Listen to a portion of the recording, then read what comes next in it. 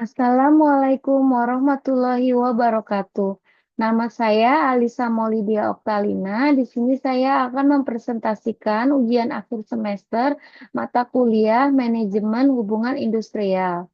Saya memilih judul Kondisi Hubungan Industrial di Indonesia, studi kasus pada PHK massal industri tekstil pada tahun 2025 sampai 2026. Dalam 2 tahun terakhir, yaitu tahun 2025 sampai 2026, sektor manufaktur tekstil Indonesia mengalami tekanan berat. Adanya gelombang pemutusan hubungan kerja di sektor industri tekstil dan produk tekstil akibat dari satu, penurunan permintaan global, dua, peningkatan impor produk tekstil murah, tiga, melemahnya daya saing industri domestik. Karena industri tekstil merupakan sektor padat karya, dampaknya terhadap tenaga kerja menjadi sangat signifikan. Identifikasi sektor industri yang mengalami perselisihan konflik dalam hubungan industrial, sektor manufaktur, industri tekstil, dan produk tekstil (TPT). Karakter sektor ini adalah satu, padat karya, labor intensif. Setiap penurunan produksi akan berdampak langsung pada tenaga kerja melalui pengurangan jam kerja atau PHK.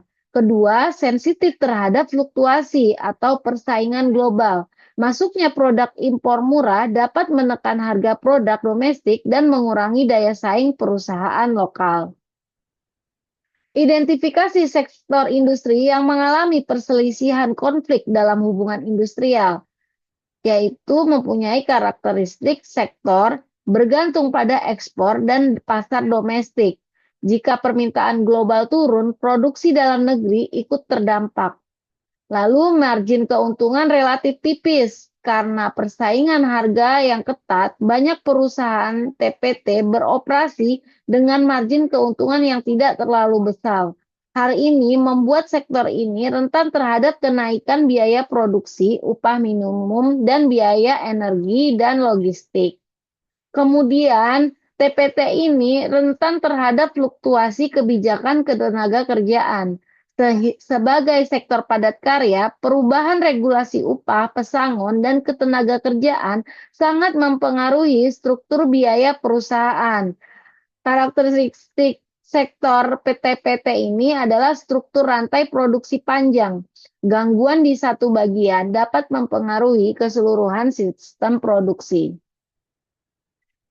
Isu hubungan industrial yang terjadi adalah perselisihan pemutusan hubungan kerja atau PHK. PHK massal akibat efisiensi perusahaan, perbedaan perhitungan pesangon.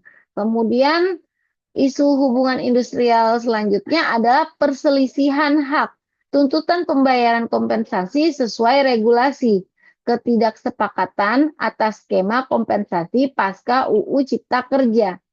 Ketegangan antara manajemen dan serikat pekerja, aksi protes mediasi oleh Dinas Ketenagakerjaan. Analisis teoritis hubungan industrial adalah perspektif sistem tripartit. Model tripartit menempatkan 3 aktor utama dalam hubungan industrial, yaitu pemerintah sebagai regulator dan mediator, kemudian pengusaha sebagai pemilik modal dan pengambil keputusan, dan ketiga pekerja atau serikat, representasi tenaga kerja.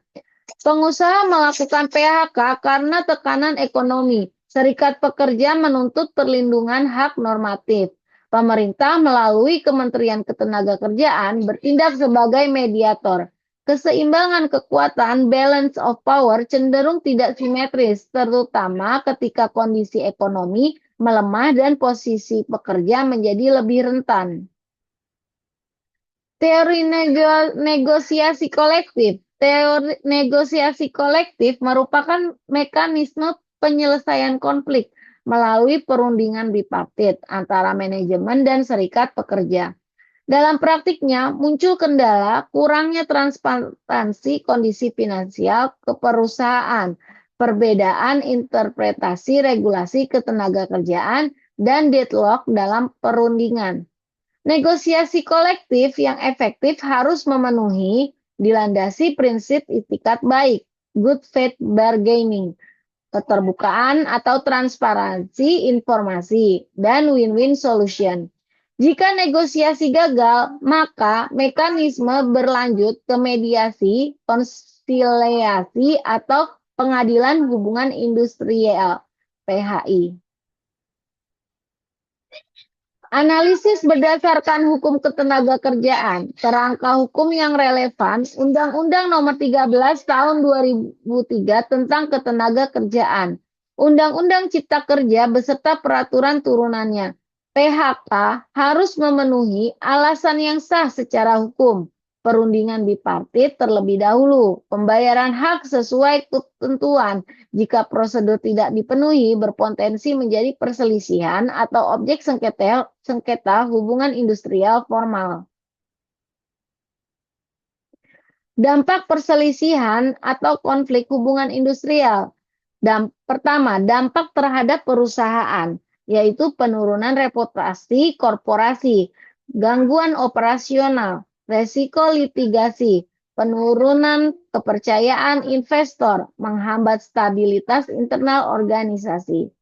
Dampak terhadap pekerja, kerentanan sosial ekonomi, penurunan kesejahteraan keluarga, lalu dampak terhadap masyarakat dan negara adalah peningkatan angka pengangguran, penurunan daya beli, potensi instabilitas sosial, perlambatan pertumbuhan ekonomi nasional.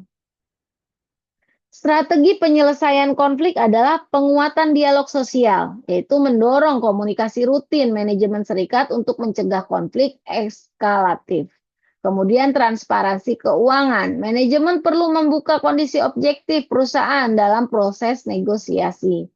Skema alternatif sebelum PHK, pengurangan jam kerja, reskilling dan upskilling, penempatan ulang tenaga kerja.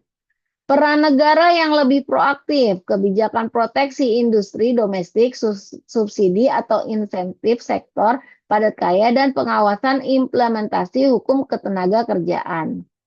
Kesimpulannya adalah, kondisi hubungan industrial di Indonesia saat ini menunjukkan dinamika yang kompleks, khususnya di sektor manufaktur tekstil yang padat karya.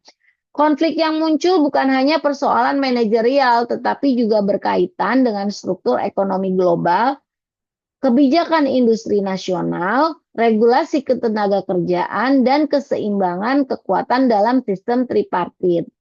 Hubungan industrial yang harmonis hanya dapat tercapai melalui dialog sosial yang berkelanjutan, penegakan hukum yang adil dan keseimbangan, kepentingan antara efisiensi bisnis, perlindungan tenaga kerja, sinergi tripartit yang efektif, dan komitmen bersama untuk menciptakan hubungan industrial yang harmonis, dinamis, dan berkeadilan. Berikut adalah sumber referensi. Terima kasih. Assalamualaikum warahmatullahi wabarakatuh.